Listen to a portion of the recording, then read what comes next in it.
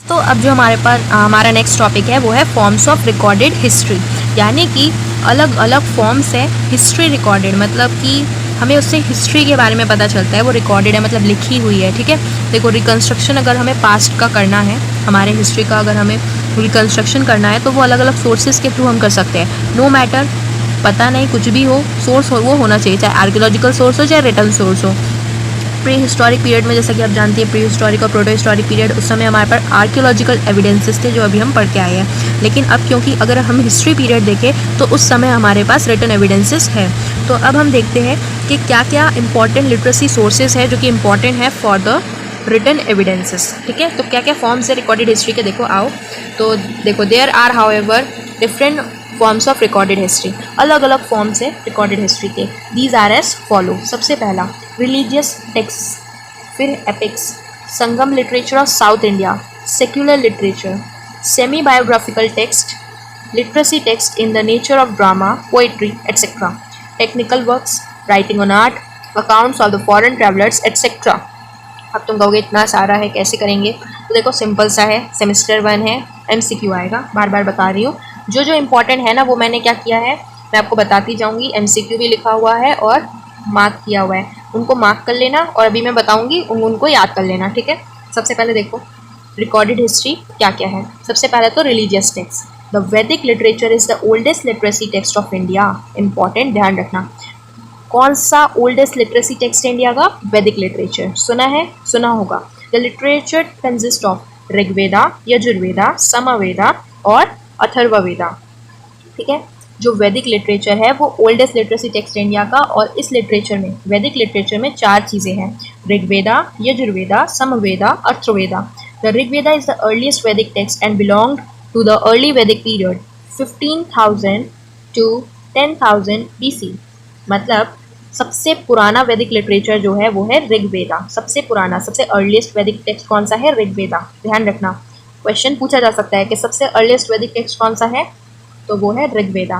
The text was compose during that time but not put to writing before 500 BC। देखो वैसे तो ये text compose कर लिया गया था उस दौरान, लेकिन लिखा नहीं गया था। लिखा कब गया? मतलब 500 BC के बाद ही लिखा गया, उससे पहले नहीं लिखा गया था। The other Vedic text Yajurveda, Samaveda and Atharvaveda belong to the later Vedic period 10,000 to 600 BC। ये जो वैदिक टेक्स्ट है ना, यजुर्वेदा, समवेदा, अथर्ववेदा, ये बाद में लिखे गए, लेटर वैदिक पीरियड के ये हैं। Beside the Vedas, the Puranas, धर्मशास्त्र एक्सेट्रा। वेदास के अलावा पुराणास है, धर्मशास्त्र है, ये अदर रिलीजियस टेक्स्ट है, कंपोज्ड इन संस्कृत। किसमें लिखा गया था पुराणास और धर्मशास्त्र को? संस्कृत में।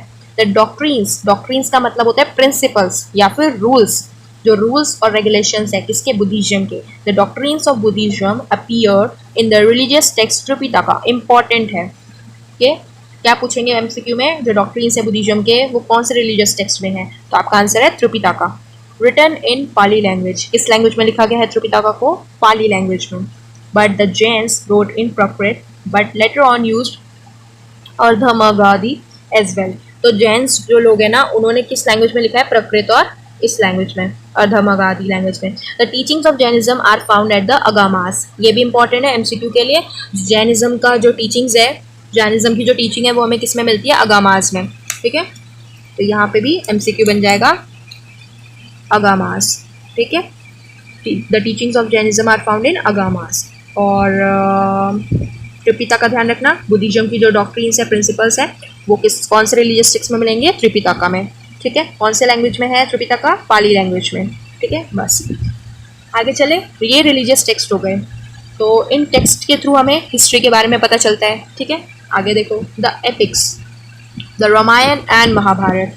देखो हमारे इंडिया के 2 एपिक्स हैं, हमारे इंडिया के 2 एपिक्स हैं, कौन कौन से? Ramayana and Mahabharata. The Ramayana and Mahabharata are the 2 epics written in Sanskrit. किस लैंग्वेज में लिखा गया इन दोनों को? संस्कृत लैंग्वेज में। और ये 2 एपिक्स हैं हमारे। ठीक है, MCQ में पूछा जा सकता है। From the reference of each other it is clearly evident that the 2 epics were aware of each other. ये दोनों एपिक्स एक दूसरे के अवेयर हैं। The composition of the Mahabharata is placed between, मतलब महाभारत कब लिखा गया? Between 400 BC and 400 AD। 400 BC and 400 AD date ध्यान रखना। And the Ramayana between 5th to 4th century BC and 3rd century AD। इन दोनों के कॉम्पोजिशन कब हुए, ये डेट इंपॉर्टेंट है, ध्यान रखना है MCQ के लिए। The powerful stories narrated in the two epics are important source of information for the contemporary period. The Mahabharata is said to be written by Vyasa. सबसे ज़्यादा इंपॉर्टेंट MCQ में पूछा जाएगा कि महाभारत किसने लिखी, व्यास जी ने। और रामायण किसने लिखी, वाल्मीकि ने। रामायण किसने लिखी, वाल्मीकि ने। और महाभारत किसने लिखी, व्यास ने। ठीक है, तो ये 2 एपिक्स हो गए हमारे इंडिया के, रामायण एंड महाभारत। तो इसके थ्रू हमें पता चलता है हमारे हिस्ट्री के बारे में। आगे देखो, Sangam literature. Sangam literature is the earliest group of literacy text of South India. South India का सबसे पुराना लिटरेसी टेक्स्ट अगर हम साउथ इंडिया का देखें वो है Sangam literature. The literature was written in Tamil. कौन से लैंग्वेज में लिखा गया है, तमिल लैंग्वेज में। MCQ में पूछा जा सकता है। ठीक है, कौन से लैंग्वेज में लिखा गया संगम लिटरेचर, तमिल लैंग्वेज में। संगम मीन्स असेंबली, MCQ में पूछा जा सकता है। संगम का मतलब क्या है, संगम का मतलब होता है असेंबली।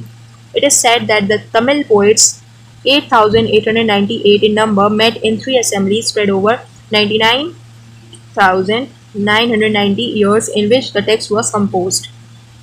ये इतने तमिल पोइट्स, ऐसा कहा गया कि इतने तमिल पोइट्स जो है 3 असेंबली में मिले और वो स्प्रेड हो गए और उन्होंने टेक्स्ट कंपोज किया, बनाया। However, modern historians are of the opinion that the Sangam literature was composed under the patronage of the Pandyan kings of South India between 300 AD and 600 AD। आज के जो मॉडर्न हिस्टोरियंस हैं उनका ये opinion है कि जो संगम लिटरेचर है वो Pandyan kings of South India, जो साउथ इंडिया के पांड्यन किंग्स हैं उनके इसमें बनाया गया था। The literature throws light on the development of society in South India. South India के सोसाइटी डेवलपमेंट में ये आपको बताएगा, मतलब साउथ इंडिया के डेवलपमेंट जो हुई सोसाइटी की, लोगों की, उसके बारे में ये बताता है संगम लिटरेचर। ठीक है, आगे चलते हैं secular literature. Of the secular literature mention is to be made of the Arthashastra. Secular literature में अर्थशास्त्र के बारे में बताया गया है। A book on political science. Arthashastra MCQ में पूछा जा सकता है। अर्थशास्त्र किसके ऊपर बुक है, पॉलिटिकल साइंस के ऊपर। First on it's kind in India. India का है ये, सुना होगा आपने अर्थशास्त्र के बारे में। अर्थशास्त्र किसने लिखा है, the book was written by Kautilya. Kautilya variously described as Chanakya Vishnugupta. Vishnugupta इनके बचपन का नाम है कौटिल्य का, और इनको चाणक्य के नाम से भी जाना जाता है। इन अराउंड 400 BC इन्होंने अर्थशास्त्र लिखा। Beside the Ashtadhyayi of Panini, Mahabhashya of Patanjali, Mitakshara of Vijnaneshwara, Dayabhaga of जिमुता बहाना, ये भी अलग अलग सेक्युलर लिटरेचर है। ठीक है, देखो ये ऑथर है, पनीनी ऑथर है और इन्होंने अष्टाध्यायी लिखा। फिर पतंजलि ने क्या लिखा, ये। फिर विज्ञानेश्वरा ने ये लिखा। फिर इन्होंने ये लिखा। Are some of the most important secular text that deals with various aspect of life of the people of ancient India. ठीक है, MCQ में पूछा जा सकता है कि पनीनी ने कौन सा लिखा लिटरेचर, पतंजलि ने कौन सा लिटरेचर लिखा, इस तरीके से। ठीक है, आगे देखो, सेमी बायोग्राफिकल टेक्स्ट। बायोग्राफिकल मतलब अपने जीवन के बारे में लिखना, अपने बारे में लिखना, और सेमी माने आधा अधूरा लिखना, मतलब पूरा नहीं लिखना। Semi biographical text. Literacy text in nature of semi biographical are useful for reconstruction of social economic life of the people. Semi biographical literacy text के थ्रू हम क्या कर सकते हैं, पीपल के सोशल इकोनॉमिक लाइफ के बारे में जान सकते हैं। During the periods in which these were composed, उस समय के बारे में जान सकते हैं जब इन्होंने ये कंपोज किया होगा, बनाया होगा। इन दिस कैटेगरी बिलोंग, इस कैटेगरी में क्या क्या चीज़ें हैं देखो, बकपति, गौदाबाहो, मुद्राक्षासा और विश्वा खाता था। कितने ज़्यादा ये चिड़चिड़े नाम है यार। संध्या करंदनी, रामचरित्रा, नया चंद्रास, हमीर काव्य, बिल्हाना, विक्रमादेवचारित्रा etc.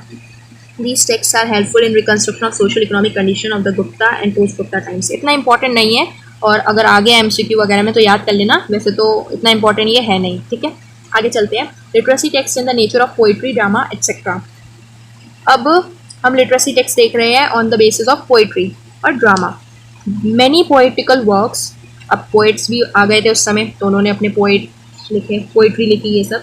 तो देखो, many poetic works on ancient India apart from the beauty and fine literacy qualities are used historians as a source of information. The earliest Sanskrit poet and playwright were अश्वघोषा एंड भाषा। इंपॉर्टेंट है, MCQ में आ सकते हैं। तो जो earliest Sanskrit poet और playwright थे, सबसे पुराने संस्कृत के पोएट और प्ले राइट कौन कौन थे, अश्वघोषा। अश्वघोषा संस्कृत के पोएट थे, और प्ले राइट कौन थे, भाषा। प्ले राइट मतलब नाटक लिखना, तो नाटक किसने लिखे, भाषा ने। और संस्कृत के जो पोएट जो कविताएं लिखते थे वो कौन थे, अश्वघोषा। अश्वघोषा was famous as the author of Buddha Charitra and भाषा कंपोज मेनी ड्रामास। तो अश्वघोषा जो है बुद्ध चरित्र के फेमस ऑथर भी रहे हैं, और जो भाषा है उन्होंने अलग अलग ड्रामास कंपोज करे इंक्लूडिंग पंचतंत्र। जो पंचतंत्र हम सुनते हैं तो वो भाषा के द्वारा ही है। The most celebrated among the Sanskrit writers were Kalidasa. Kalidasa के बारे में आपने सुना होगा, who belongs to 4th to 5th century। ये बिलोंग 4th 5th century से करते हैं। Kalidasa dramas Abhijnana, Shakuntala and the poetic work Raghuvamsha and masterpieces in Sanskrit literature. Apart from the literary value of creations of Kalidas, just reflect the socio-economic life of contemporary period. तो जो कालिदास ने ये जो creations किए हैं, जो चीज़ें लिखी है, इसके थ्रू हमें सोशल इकोनॉमिक लाइफ के बारे में भी पता चलता है लोगों के। तो इनके जो पोइट्री ड्रामाज हैं, इनके थ्रू हमें लोगों के सोशल इकोनॉमिक लाइफ के बारे में बेसिकली पता चलता है। ठीक है, अब आते हैं टेक्निकल वर्क्स। इन पे भी बुक्स बनी हैं। ठीक है, तो some technical works dealing with astronomy, astrology, etc. are also useful for the study of social economic life. For example, Astadhyayi of Panini is essentially a book on grammar. Astadhyayi of Panini is essentially a book on grammar. MCQ में पूछा जा सकता है कि जो अष्टाध्यायी पनीनी की जो book है अष्टाध्यायी, वो किसके ऊपर है, तो that is on grammar. But it also throws light on the geography of North India. But ये geography जो है नॉर्थ इंडिया का, उसके ऊपर भी बात करता है। वारामिहिरा कंपोज द फेमस बृहद समिति। एमसीक्यू में पूछा जा सकता है कि वारामिहिरा ने कौन सा बुक फेमस बुक उन्होंने लिखा, that is Brihad Samhita, that deals with the method of agriculture. ये जो बृहद संहिता है ये डील करता है method of agriculture during the Gupta period. Gupta period के दौरान एग्रीकल्चर के मेथड्स में ये बताता है। फिर Krishi Parashara written in about 11th century deals widely about the agricultural method के बारे में ये बताता है। The book also refers to certain conditions on the basis of which quite possible to predict rainfall. ये अलग अलग जो है कंडीशंस भी बताता है, जिससे हम पता लगा सकते हैं कि रेनफॉल उस समय कैसे होती थी। तो ये टेक्निकल वर्क्स के ऊपर भी बुक्स है सब। ठीक है, इतना इंपॉर्टेंट नहीं है, बस जो मैंने ये मार्क किए हुए ना, इनको बस लिख के रखना। आगे देखो, writings on art and architecture. Certain text also refers to art and architecture of the contemporary times. In this respect, mention may be made Manasara and Aparichita Pracha.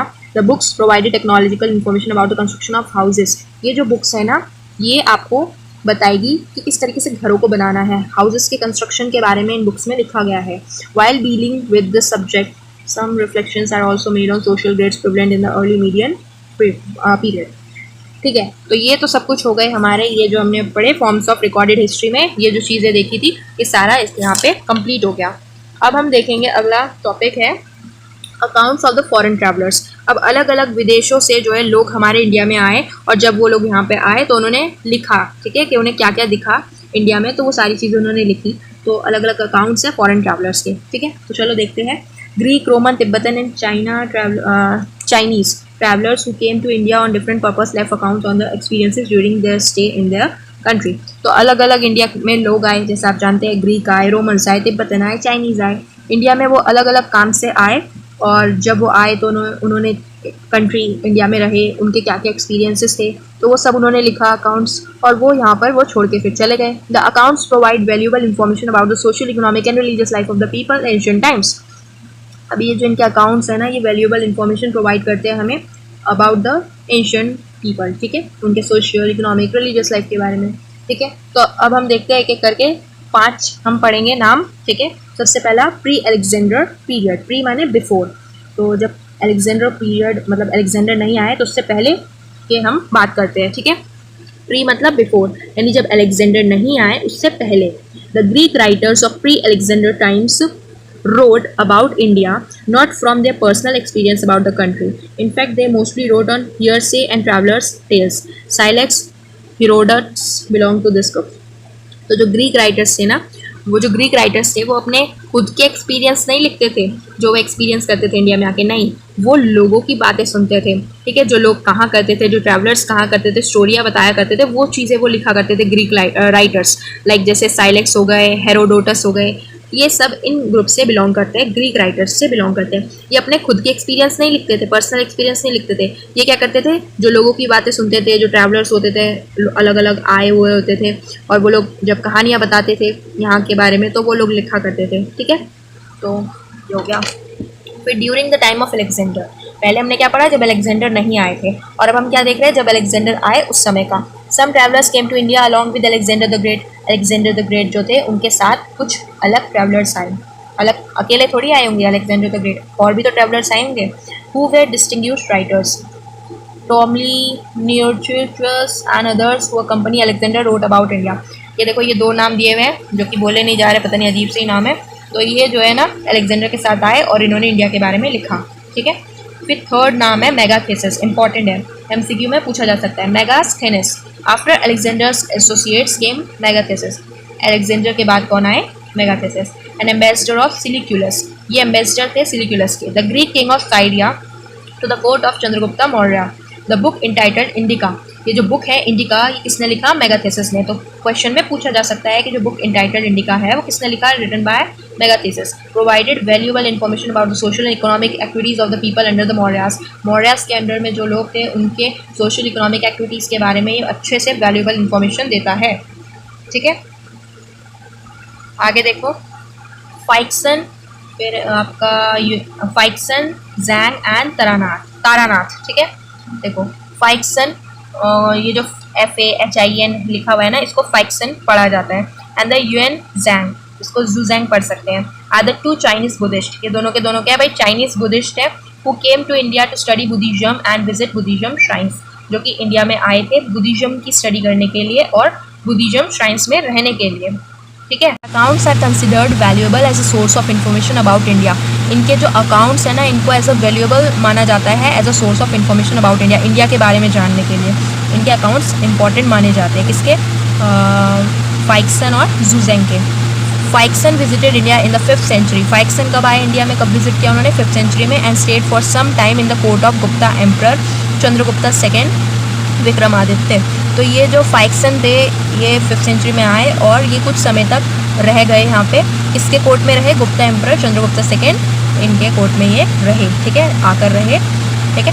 फिर Fo Kuo King written by him, Fo Kuo King किसने लिखा, फाइक्सन ने लिखा, important है, MCQ के लिए mark कर लेना, ठीक है। फॉर क्यू किंग किसने लिखा, फाइक्सन ने लिखा। Is a valuable record of the observation about the life of the people under the Gupta rule, ठीक है। गुप्ता रूल में जो लोग थे उनके बारे में इन्होंने लिखा। 2 centuries लेटर, 2 मतलब 2 centuries, सेंचुरीज का मतलब है 100 साल, तो 2 century लिखा है यानी 200 साल। 200 साल बाद कौन आए, जूजैंग आए। Who vividly describe the social economic and political condition of India during the rule of Harshavardhana in his book Siyuki. Xuanzang ने अपनी बुक में क्या लिखा, ज्यूकी उनकी बुक है, स्यूकी बुक है, उसमें उन्होंने हर्षवर्धन रूल के बारे में लिखा, ठीक है। द तिब्बतन हिस्टोरियन, फिर हम तारानाथ देख रहे हैं, तिब्बतन हिस्टोरियन थे Taranath, left a vivid account the life in the Bengal under the Pala rule, Pala rule जो था तो उन्होंने बंगाल के लाइफ के बारे में लिखा था, ठीक है। अब आगे देखो अल्बेरुनी, अल्बेरुनी या मुस्लिम स्कॉलर, अल्बेरुनी कौन है, एक मुस्लिम स्कॉलर है, came to India around 1000 AD, ठीक है। तो मुस्लिम स्कॉलर है, ये कब आए इंडिया में, 1000 AD के around. Alberuni in fact accompanied Sultan Mahmud of Ghazni, Alberuni ने किसको कंपनी किया, किसके साथ आए, मतलब किसके वहाँ पे रहे, Sultan Mahmud of Ghazni. During his inventions of India he was a scholarly person who studied Sanskrit while staying in India. Alberuni इन्होंने, ये स्कॉलर पर्सन थे, इन्होंने संस्कृत पढ़ा इंडिया के जब वो इंडिया आए, ठीक है। He also tried to understand the Hindu social custom and religion, क्योंकि वो मुस्लिम थे उन्हें संस्कृत नहीं आती थी लेकिन उन्होंने संस्कृत को स्टडी किया, समझा, ठीक है, और फिर हिंदू के सोशल कस्टम और रिलीजन को भी समझा। On the basis of his writing he presented a scholarly account of India in his book Tahqiq Hind और किताबुल हिंद, और उन्होंने as a account of India मतलब उन्होंने प्रेजेंट किया, एक स्कॉलरी अकाउंट अपना लिखा उन्होंने इंडिया के ऊपर। दो चीज़ें लिखी उन्होंने, एक है तहकीक हिंद और दूसरा है किताबुल हिंद, MCQ में पूछा जा सकता है, ठीक है। तो ये हो गया हमारा accounts of the foreign travellers वाला पार्ट कंप्लीट, ठीक है।